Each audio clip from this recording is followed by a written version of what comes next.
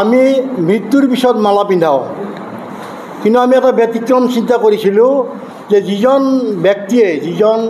ব্যক্তিয়ে সমাজৰ কাৰণে, জাতিৰ কাৰণে, দেশৰ কাৰণে গৌৰৱ কঢ়িয়াই আনে, সেইগৰাকী ব্যক্তিৰ জীৱনকালত যদি ৰাইজে বা সকলোৱে দেশে সন্মান জনায়, সেইটো আমি বেছি উদ্যোগজনক বুলি ভাবি আমি ভোগেশ্বৰ বৰুৱাদেৱৰ জন্মদিনৰ দিনটো আমি তেওঁৰ জীৱিত কালত পতাৰ কাৰণে চিন্তা কৰিছিলোঁ আজিৰ পৰা 42 বছৰ আগত।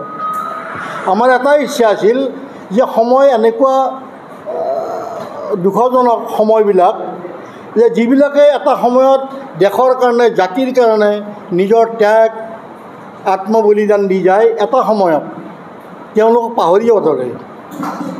গতিকে আমাৰ যাতে নতুন প্ৰজন্মই ভোগেশ্বৰ বৰুৱাৰ নামটো সদায় মনত ৰাখে, সেই এটা চিন্তা আগত ৰাখিয়ে আমি ভোগেশ্বৰ বৰুৱা ডাঙৰীয়াৰ জন্মদিনটো আমি ক্ৰিয়া দিৱস হিচাপে পালন কৰি আহিছোঁ। ভোগেশ্বৰ বৰুৱা আপোনালোকে নিশ্চয় জানে, তেওঁ বিয়াজ বৰুৱা বুলি খ্যাত আছিল। যেতিয়া গ'ল্ড মেডেল পাইছিল, তেতিয়া তেওঁ যেতিয়া আহিল অসমলৈ, তেতিয়া আছাম ট্ৰিবিউন কাকতত শ্ৰদ্ধাৰ প্ৰয়াত R.G. বৰুৱা ডাঙৰীয়াই এটা সৰুকৈ নিউজ উলিয়াইছিল। তেতিয়া নিউজ ব্যৱস্থাটো খুব কমেই আছিল। তাৰপিছত ভোগেশ্বৰ বৰুৱা আৰু দুই এখন পেপাৰত বা ৰাইজে তেওঁক আদৰণি জনাইছিল, শিৱসাগৰত বা অসমৰ বিভিন্ন প্ৰান্তত। এটা সময়ত মানুহজন নাইকিয়া হৈ গ'ল, ONGCত ড্ৰাইভাৰী পদত চাকৰি কৰিব লগা হ'ল।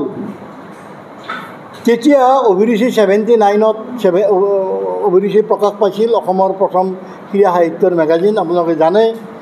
তো আমি সেই সময়ত অসমৰ খেলুৱৈখিনিক জনমানসত পৰিচয় কৰি দিয়াৰ কাৰণে আমি প্ৰয়াস কৰিছিলোঁ আৰু ভোগেশ্বৰ বৰুৱাক লগ পাইছিলোঁ। তেনেকৈ তৈবুনিচা একাধিক খেলুৱৈক, মনালিচা, বহুত খেলুৱৈক আমি ৰাইজৰ মাজত চিনাকি কৰি দিয়াৰ প্ৰয়াস কৰিছিলোঁ আৰু সফলো হৈছিলোঁ কিছু পৰিমাণে। ভোগেশ্বৰ বৰুৱাই যেতিয়া ONGCত ড্ৰাইভাৰী চাকৰি কৰে, গাড়ী চলাব নিদিয়ে, কিন্তু পোষ্টটো হ'ল ড্ৰাইভাৰ পোষ্ট।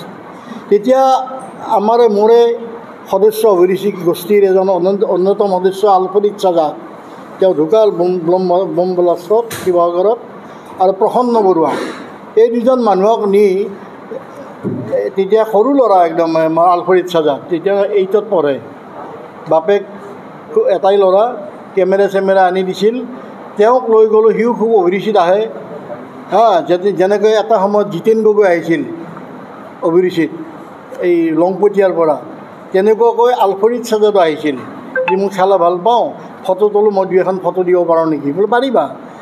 তাক মই ফটো উঠালোঁ জীপত উঠাই ড্ৰাইভাৰী পোষ্টত, মানে জেগাত। আৰু প্ৰসন্ন বৰুৱাক ক'লোঁ যে এই ধৰণে ৰাইট আপটো দিয়ক, আৰু সেই ৰাইট আপটো আনি প্ৰয়াত দীনেশ গোস্বামী, তেতিয়া MP, ৰাষ্ট্ৰপতিলৈ চিঠি দিলোঁ যে দেশৰ সৰ্বোচ্চ সন্মান পোৱা ব্যক্তি অসমীয়াজনে চেণ্ট্ৰেল গভৰ্ণমেণ্ট আণ্ডাৰটেকিং এটা অনুষ্ঠানত ONGCত মটৰ ড্ৰাইভাৰী চাকৰি কৰে, সেইটো আমাৰ জাতিটোৰ কাৰণে অপমানজনক। তেতিয়া দীনেশ গোস্বামী তেওঁক খুব পুছ কৰিলে, পুছ কৰি তাৰপিছত তেওঁ ৰিজনেল স্পৰ্টছ অফিচাৰ হ'ল। আৰু সেই বাতৰিটো তেতিয়া জেনেৰেল মেনেজাৰ কৃষ্ণকান্ত মোৰ অফিচলৈ আহিছে এদিন দুপৰীয়া, কৃষ্ণকান্ত জেনেৰেল মেনেজাৰ হেলিকপ্টাৰত আহি মোৰ তাত গৈছে, এইটো মোৰ সৌভাগ্য। তেওঁ ক'লে যে হাল্লা কৰিব নালাগে, তেওঁ ৰিজনেল স্পৰ্টছ অফিচাৰ ক'লা ভোগেশ্বৰ বৰুৱা, সেইটো আনন্দ কথা।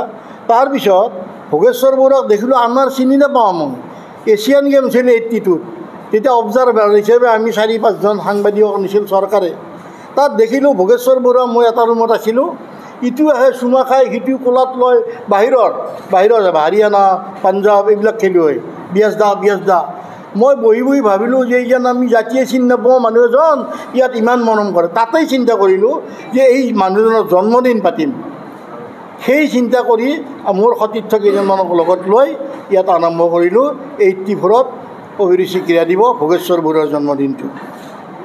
সেনেকুৱাকৈ আহি আপোনালোকৰ আজিৰ দিনটোতো আপোনালোক গোটেইখিনি আহিছে, আৰু মোৰ সতীৰ্থসকলো মোৰ আছে ইয়াত, যিবিলাকে দেহেকে সেই অনুষ্ঠানটো জীয়াই ৰখাৰ কাৰণে চেষ্টা চলাই আছে, সকলোকে মই কৃতজ্ঞতা জনাইছোঁ। আৰু ভোগেশ্বৰ বৰুৱা ডাঙৰীয়াৰ সুদীৰ্ঘ সুস্বাস্থ্য মই কামনা কৰিছোঁ। তেওঁ আহি পাইছে গুৱাহাটী, তেওঁ বৰ্তমান তেওঁৰ জীয়ৰীৰ ঘৰত আছে। তেওঁ 3 ছেপ্টেম্বৰত ৰাতিপুৱা আহি যোগদান কৰিব। গতিকে তাৰপিছত এতিয়া সেই সময়ত ভোগেশ্বৰ বৰুৱা যেতিয়া 84ত অভিৰুচি ক্ৰীড়া দিৱস পাতোঁ, পাৰ্মিশ্যন লাগে নহয়। পাৰ্মিশ্যন ডিচিৰ তাত গৈছিলোঁ মই চিঠি লৈ। তেওঁ ক'লে তেওঁ ঢুকাল নেকি? মই নাই ঢুকোৱা। কৈছে তেতিয়াহ'লে কিয় পাতে আপুনি তেওঁৰ হেৰিত? মই আপোনাৰ ল'ৰাৰ জন্মদিন ঘৰত পাতে নে নাই? বোলে পাতোঁ।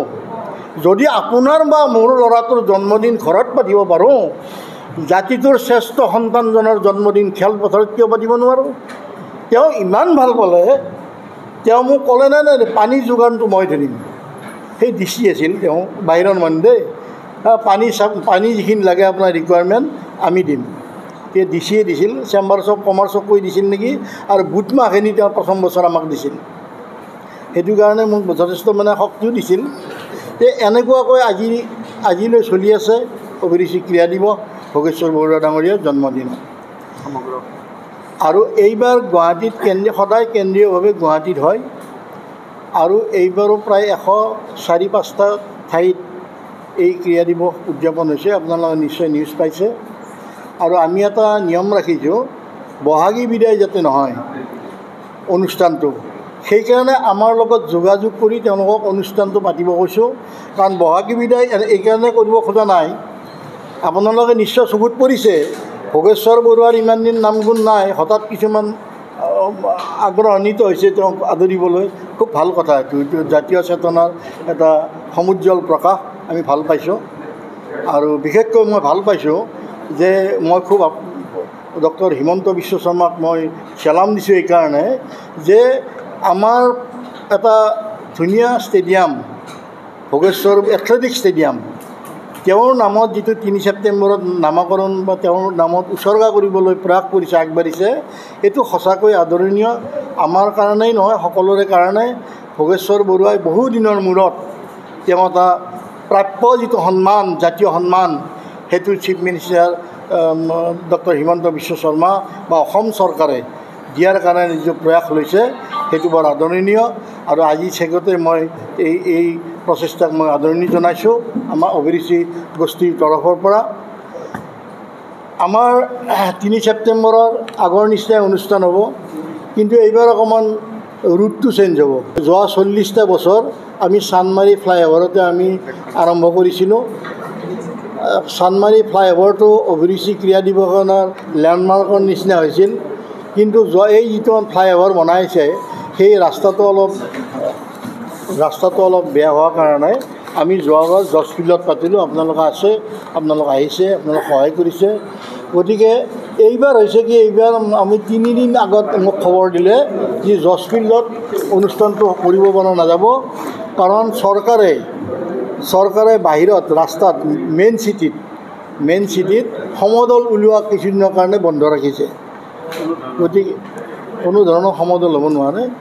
গতিকে আমাক তেওঁলোকে ক'লে, চৰকাৰে ক'লে যে আপোনালোকে সৰু সজাত কৰক। সৰু সজাত আমি চাই আহিলোঁ। সৰু সজাত এতিয়া আমি সামূহিক দৌৰটো সৰু সজাত কৰিম, আৰু বাকীখিনি অনুষ্ঠান মানে ইণ্টাৰ এডুকেশ্যনেল ইনষ্টিটিউশ্যন যিটো ডান্স এণ্ড পিটি কম্পিটিশ্যন, সেইটো ইয়াতে হ'ব। আৰু যিখিনি সম্বৰ্ধনা, যোৱা বছৰটোত ভাৰতীয় দলক প্ৰতিনিধিত্ব কৰা খেলুৱৈখিনিক আমি আগৰ নিচিনাকৈ আমি কিঞ্চিত যথাসম্ভৱ আমি তেওঁলোকক সন্মান জনাম।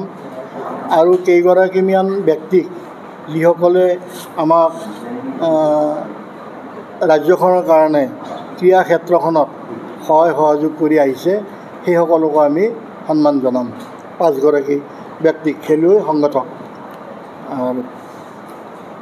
কুইজ কম্পিটিশ্যন আছে, স্পৰ্টছ কুইজ 10 বজাত। আপোনালোক চিঠি পাইছেই, গোটেই নিউজটো আপোনালোকক দিছোঁ। গতিকে আপোনালোকে এই অনুষ্ঠানটোক জীয়াই ৰখাৰ বিগত 41 বছৰ যিটো ত্যাগ আৰু আমাক সহযোগ কৰিছে, ভৱিষ্যতৰ দিনবিলাকতো আপোনালোকে তেনেকৈ সহায় সহযোগ কৰিব বুলি মই আশা ৰাখিছোঁ।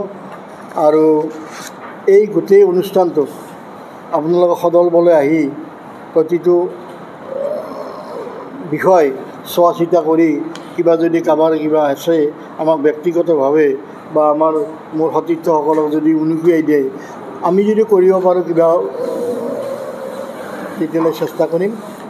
তথাপি আপোনালোকৰ উপস্থিতিয়ে বিগত আজি যে 42 বছৰ পৌঁছাইছে ইয়াত, সেইটো ক্ৰীড়া সাংবাদিকখিনি। কাৰণ আপোনালোকে জানে অসম ক্ৰীড়া সাংবাদিক সন্থাৰ প্ৰতিষ্ঠাপক সভাপতি ময়ে আছিলোঁ। বহুত কষ্ট কৰি 82 চনত ক্ৰীড়া সাংবাদিকসকলক একত্ৰিত কৰাৰ কাৰণে প্ৰয়াস কৰিছিলোঁ। এতিয়া কিমান সফল হৈছোঁ মই নাজানো, বা মই এতিয়া সিমান গাঢ়ভাৱে নাই। তথাপিও সাংবাদিকৰ সংখ্যাও বহুত বাঢ়িছে। মনবিলাক 10টা মন কাৰোবাৰ কিবা হ'লেও সন্থা এটাই সেই মনবিলাক একত্ৰিত কৰাৰ কাৰণে প্ৰয়াস কৰিব লাগে।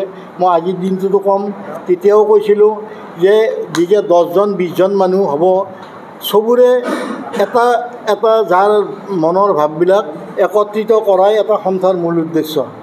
গতিকে আমি কিমান সফল হৈছোঁ মই নাজানো, কিন্তু ভৱিষ্যতৰ দিনবিলাকতো এজন সাধাৰণ ক্ৰীড়া সাংবাদিক হিচাপে মই অনুৰোধ জনাম সকলোকে, মিলিজুলি আমি কাম কৰোঁ, মিলিজুলি আগুৱাই যাওঁ। আৰু আমাৰ অনুষ্ঠানটো মই ইতিমধ্যে ক'লোঁৱেই, ৰাতিপুৱা 6:15 অৰ্জুন ভোগেশ্বৰ বৰুৱা স্পৰ্টছ কমপ্লেক্স আমি আগতীয়াকৈ লিখি দিলোঁ, সিদিনাটো গমেই পাব।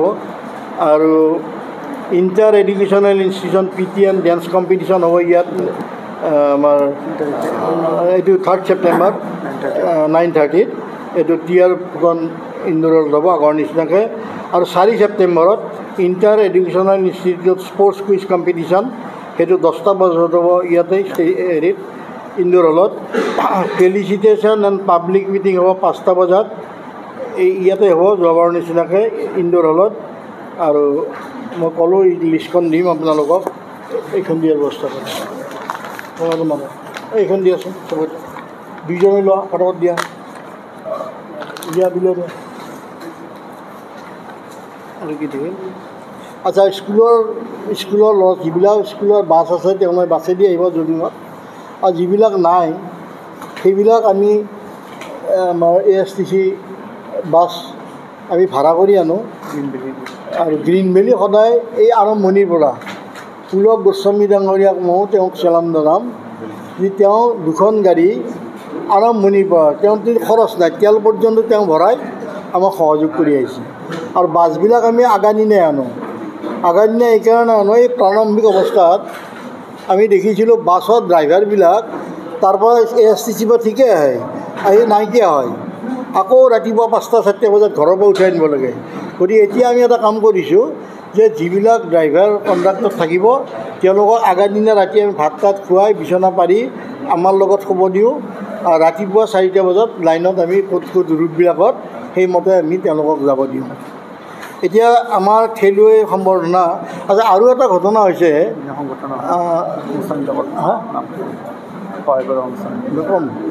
হেৰি আৰু এটা কথা হৈছে যে আমি এই যিখন লিষ্ট বনাইছোঁ, আমি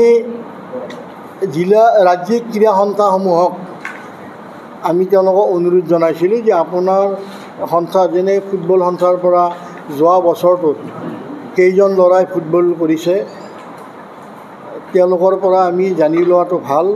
সেইমতে আমি এখন লিষ্ট বনাইছোঁ। যদি আমাৰ বন্ধুসকলৰ মাজত কাৰোবাৰ আমাৰ এই লিষ্টত যদি কোনোবা ৰৈ যায়, সেইখিনি উনুকুৱাই দিলে আমি কৃতাৰ্থ হ'ম। কাৰণ এই বস্তুটো আমি চেষ্টা কৰোঁ শুদ্ধ কৰাৰ কাৰণে, যদি কেতিয়াবা ৰৈও যাব পাৰে অজানিতে। গতিকে সেইটো যদি আমাৰ শ্ৰদ্ধাৰ ক্ৰীড়াপ্ৰেমী ক্ৰীড়া সাংবাদিকসকলে আমাক জনাই দিয়ে। আৰু আমাৰ যিবিলাক খেলুৱৈ ভাৰতীয় দলত প্ৰতিনিধিত্ব কৰিছে, আৰু আমি অকণমান এইবাৰ চেষ্টা কৰিম ভৱিষ্যতে মানে অলিম্পিক ৰিকগনাইজ হোৱা খেলকহে আমি দিওঁ।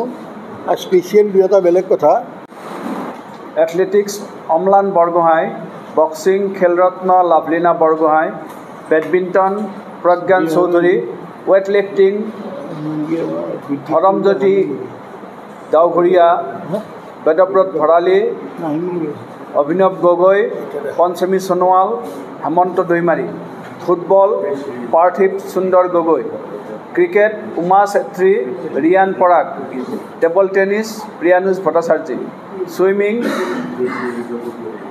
Dhananjay Jyoti Hazarika, Tirthankar Pegu, Nibir Hazarika. Sepak takraw A Priya Devi, H Sanjita Singh, O Amarjit Singh. Wushu Abhijit Borgohain, Sanma Brahma, Nangmingbi Borphukan, Sneha बरा, बरखा हाटीमुरिया, राजुला बरुआ, प्राणजित कलिता, दिव्यज्योति डोले, देसी राभा, जुएल Basumatary, Ritam Saikia, Kashyapi Sonowal, Jyotishman Bora. Taekwondo Pehu Kumari, Astharani Khanikar. Fencing Rajib Boro, lawn bowl Arjuna Nayanjyoti Saikia, Bongita Hazarika, Putul Sonowal. Karate Hemphu Banjang. R G Bora award for eminent sports organiser Shri Muralidhar Choudhury. Siddhananda Das award for coach Shri Nipan Das, athletics coach. जोगेश शर्मा क्रिया उद्योगी award Babul Khan, Sivasagar. Chandana Chakraborty physical education excellence award Shri Dilip Sharma, physical instructor. Gopal Bora award Jenisa Bipul Baruah, Manjit Kashyap, आर्चारी। Special felicitation Shri Rupen Bora, sports organiser. Shri Kamal Lochan Das, sports organiser. Mohammad Kalimuddin Ahmed, ex player. Shri Banshidhar Kalita, sports organiser. Doctor Gitarani Baruah, principal. Physical education বিষয়ত degree পাঠ্যক্ৰমৰ কাৰণে অসম তথা উত্তৰ পূৰ্বাঞ্চলৰ প্ৰথমখন শিক্ষানুষ্ঠান অভিৰুচি ইনষ্টিটিউট অৱ ফিজিকেল এডুকেশ্যন। 2 বছৰীয়া ফিজিকেল এডুকেশ্যনৰ BPEd পাঠ্যক্ৰম আৰু 4 বছৰীয়া BPES পাঠ্যক্ৰমৰ বাবে নামভৰ্তি চলি আছে। বিতংকৈ জানিবৰ বাবে আজি যোগাযোগ কৰক। যোগাযোগৰ নম্বৰসমূহ হৈছে 9435100098, 7002 33540, 88765210998, website www.aipguwahati.in।